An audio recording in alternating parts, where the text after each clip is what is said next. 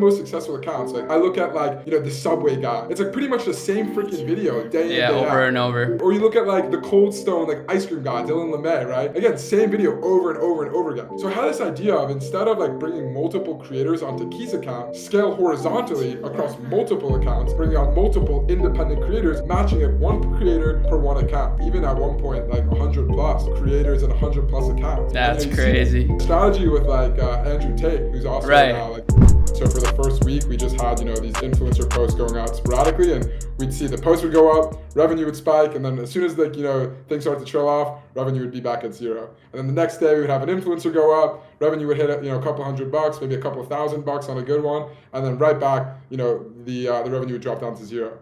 And so it was definitely a good sign early on, but at the same time it was like, okay, this is cool, but like, how do we create some sort of like baseline? How do we make sure that we're getting numbers day in, day out the same way, we would if we had, paid ads running? And so that took quite a bit of time, which I'm happy to talk about. But yeah, that's kind of like the early days of Taps. Interesting. Yeah, that actually, because I was going to ask you something related to this, since I know more or less how you guys are marketing. I'm really curious because, I mean, obviously attribution is really tough, probably when you're working with like 20, 30, 50 influencers.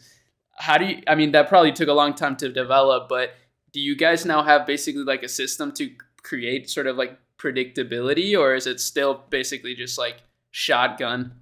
Well, so the early days were shotgun, right? Because it was like kind of one-off influencer collaborations that were like a little here, a little bit there.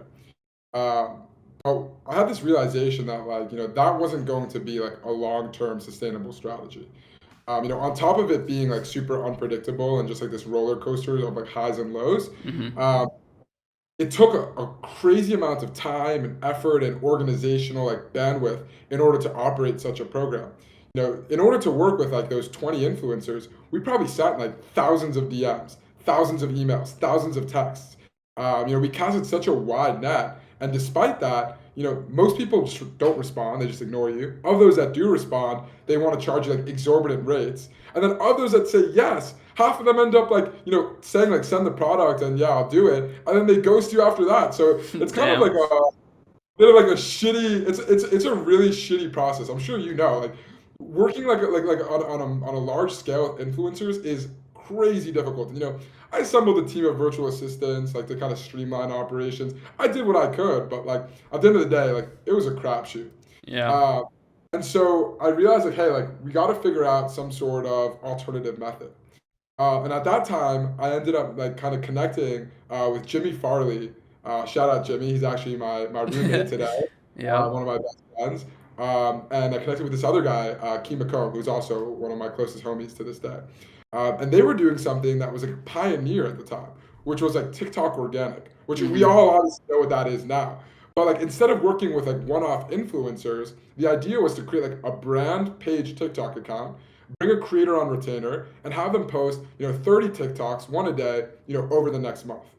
And so I brought Key on, and the first month he fucking smashed it. Right? I think he did like $60,000 or $70,000 in sales, directly attributable, like directly to his account. And I was like, holy shit, there is so much potential here. Now, how do we scale this? The problem is that like if we brought on more TikTok content creators onto that page, it would screw up the algorithm. The reason being is like TikTok doesn't want to see like too many chefs in the kitchen. They basically understand like an account. They understand like the person, the ethos, like the consistency, etc.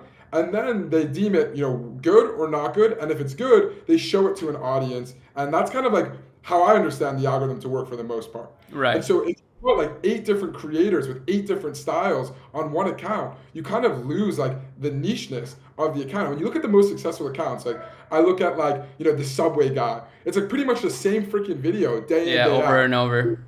Right, or you look at like the Cold Stone, like ice cream guy, Dylan LeMay, right? Again, same video over and over and over again.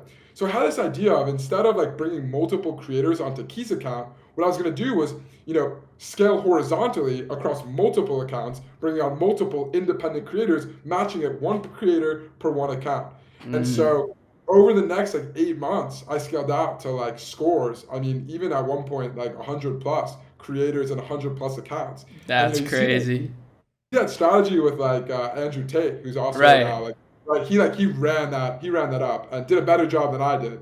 I don't want to say like I created the strategy, but I will say like I was pretty Andrew Tate Yeah, on you're that an for early pioneer. It's so funny how you mentioned that. Like that's genius because I could see TikTok not liking too many cooks in the kitchen, which is it's just funny because it adds a whole other meaning to the let them cook, thing. It's just funny as fuck.